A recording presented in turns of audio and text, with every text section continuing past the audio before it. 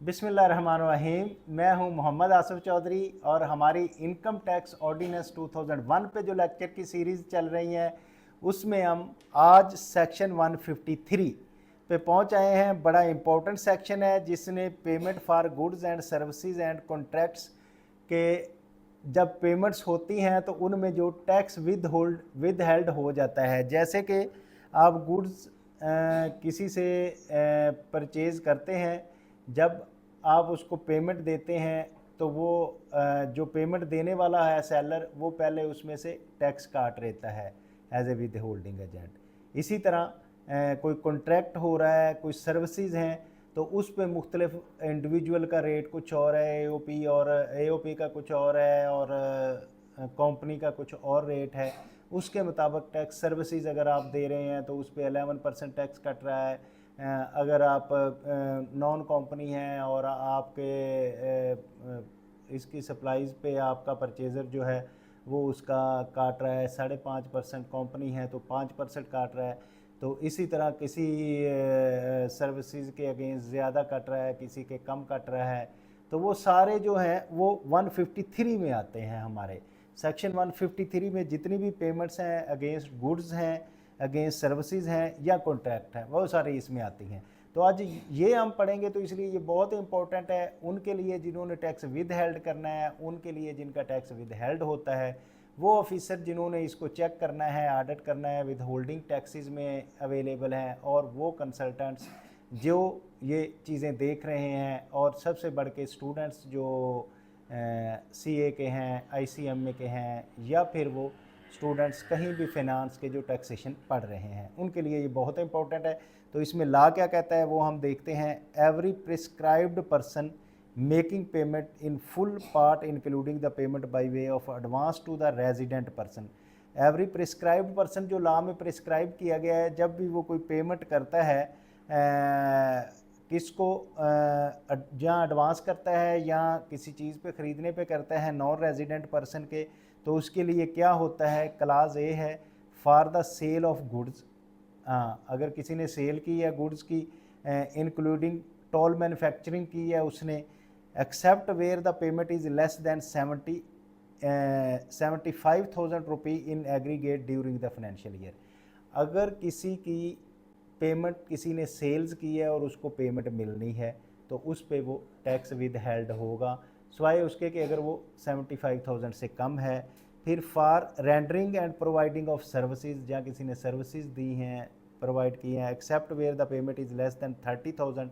अगर 30,000 से कम की हैं तो उसमें नहीं, इन aggregate during the financial year, पूरे फाइनेंशियल ईयर की जानी कि or on execution of contract including the contract signed by the sportsman but not including the grant of sale of goods or rendering or providing of services shall at that time। यानी कि contract जो है ये नहीं है कि उसमें अभी गुड्स सप्लाई करने का कॉन्ट्रैक्ट किया है तो उस वक्त नहीं होगी, या सर्विसेज देने का उस वक्त नहीं होगी, लेकिन कॉन्ट्रैक्ट और जो स्पोर्ट्समैन वगैरह हैं उनमें ये शामिल होगा।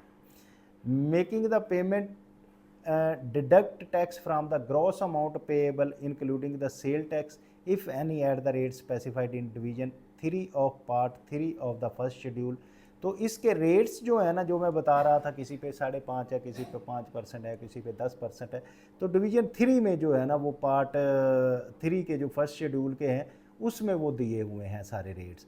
तो क्या करेगा, वो डिडक्ट करेगा उसका टैक्स, जिसमें सेल्स टैक्स भी इंक्लूड होगा, सेल टैक्स मिला के टोटल पे टैक्स इंक्लूड किया जाएगा। इस पे कभी कभी मैं थोड़ा सा करता हूँ कि ये क्योंकि जब हम सेल्स टैक्स की बात इस तरह से करते हैं कि वो उस पर बिजनेसमैन का कोई लेना देना नहीं है, वो बस विद होल्डिंग एजेंट, वो कलेक्टिंग एजेंट होता है, बस सेल टैक्स कलेक्ट करके देता है। लेकिन जब एट द एंड वो पे करता है एंड कंज्यूमर, तो उसमें बिजनेसमैन का सेल टैक्स की पेमेंट के साथ लेना देना नहीं होगा। तो इसमें सेल टैक्स की पेमेंट जो शामिल हो जाती है विद द अदर पेमेंट, जिस पे टैक्स विद हेल्ड हो जाता है, वो थोड़ा सा अनजस्टिफाइड मुझे लगता है, क्योंकि जो टैक्स की अमाउंट उसकी है ही नहीं ना, उस पर उसका प्रॉफिट है, तो उस पर टैक्स विद हेल्ड होना थोड़ा सा अजीब है। लेकिन पॉलिसी मेकर बेहतर जानते हैं उन्होंने किस तरह से बनाया है, ठीक बनाया होगा।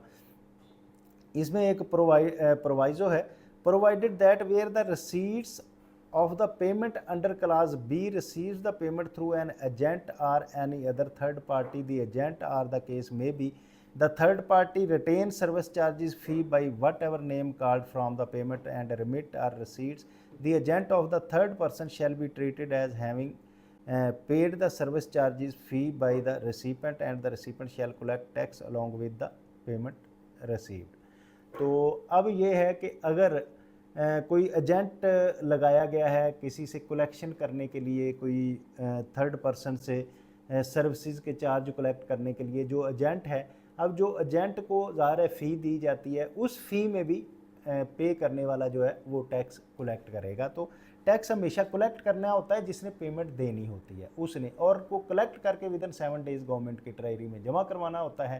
तो अब सब सेक्शन 2 है, every exporter on an export house making a payment in full or part including a part by way of advance to the resident or a permanent establishment in Pakistan of the non resident person for rendering providing services of stitching, dyeing, printing, embroidery, washing, sizing, wearing shall at the time of making payment deduct tax from the gross amount payable at the rate specified division 4 part 3 of the first schedule। division 4 हम पढ़ेंगे उसमें सारे कि किस किस rate से करने हैं। तो इसी तरह जो एक्सपोर्टर हैं वो अगर या एक्सपोर्टिंग हाउस हैं वो अगर कोई परमानेंट एस्टेब्लिशमेंट को या नॉन रेजिडेंट पर्सन को एम्ब्रॉयडरी कराने के लिए देते हैं, साइजिंग करवाने के लिए देते हैं, जो भी यानी कि इसका मेड अप्स बनाने के लिए या गारमेंट्स बनाने के लिए उनके चीज़ें जहाँ जहाँ भी पेमेंट जाती हैं उस पेमेंट्स में वो टैक्स विद हेल्ड करेंगे, जो कि डिवीज़न 4 और पार्ट 3 फर्स्ट शेड्यूल में बताए गए हैं।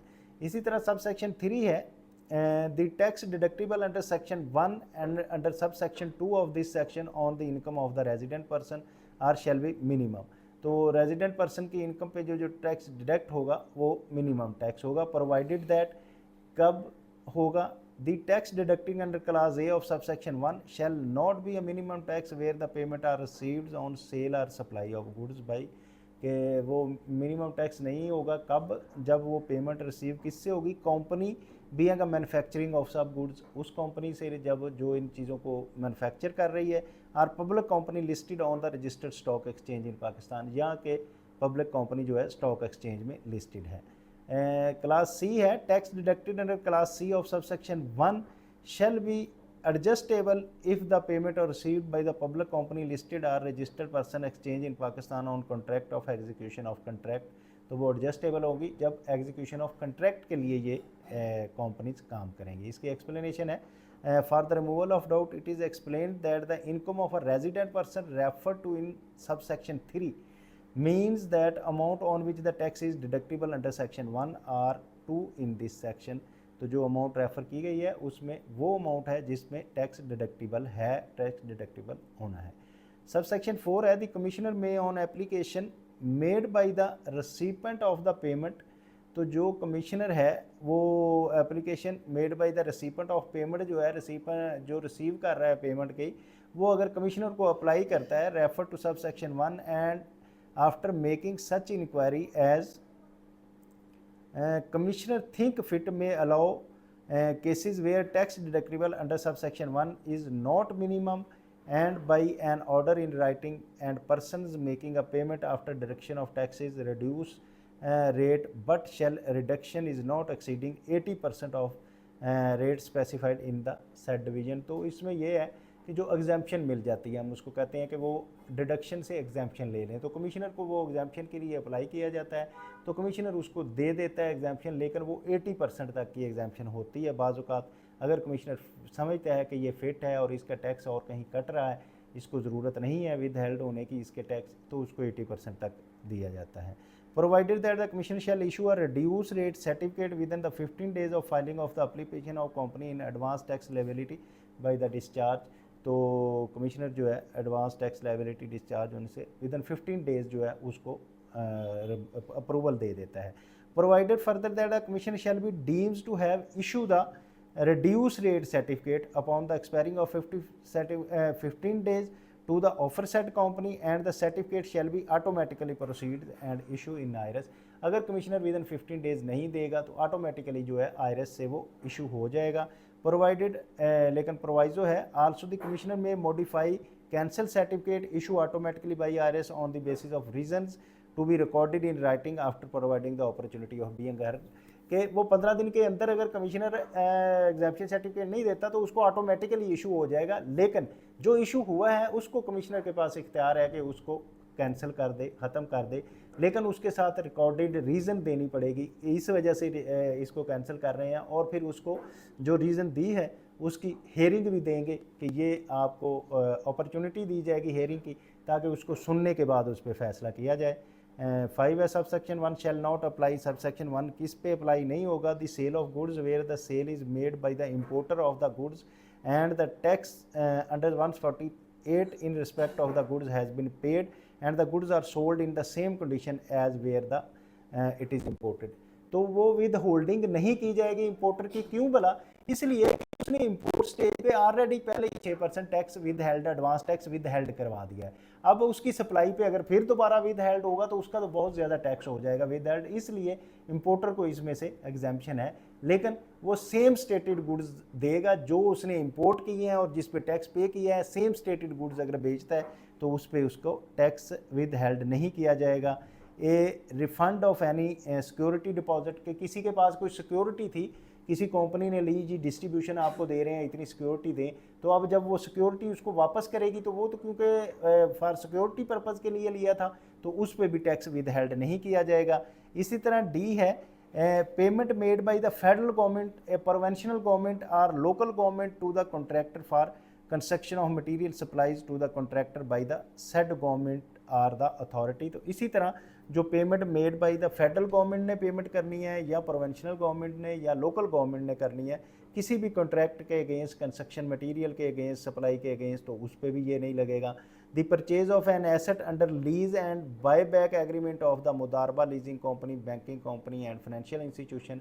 तो जो बाय बैक और लीज़ पे जो लिया जाता है मुदारबा कंपनी से, लीजिंग कंपनी से, बैंकिंग कंपनी से कोई एसेट, तो उस पर भी नहीं लिया जाएगा। इसी तरह any payment for scrutinize receivable issuance of सकूक्स by the special purpose vehicle originator के लिए जो सकूक्स दिए जाते हैं तो उन पे भी नहीं लिया जाएगा टैक्स, व एडवांस विद हेल्ड नहीं किया जाएगा। इसी तरह आ गया है sub section 6 where any tax is deducted by a person making the payment for the special purpose vehicle on behalf of the originator the tax is credited to the originator. तो वो जितना टैक्स विद हेल्ड किया जाएगा उतने का credit उसे मिलेगा, credit कर दिया जाएगा।